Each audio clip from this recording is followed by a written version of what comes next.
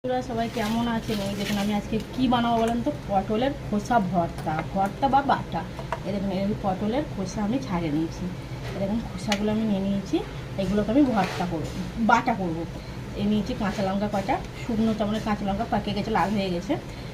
কাঁচা পেঁয়াজ নিয়েছি রসুন কুচি, কাঁচা রসুন, নিয়েছি একটু অল্প চিংড়ি। চলুন আমি কিভাবে বাটাটা করি আপনারা প্রথম থেকে শেষ পর্যন্ত দেখতে থাকুন।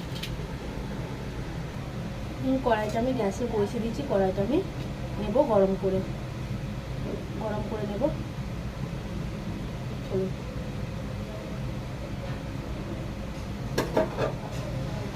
তেল দিয়ে দেবো কড়াইতে, অল্প করে দেবো, অল্প করে তেল।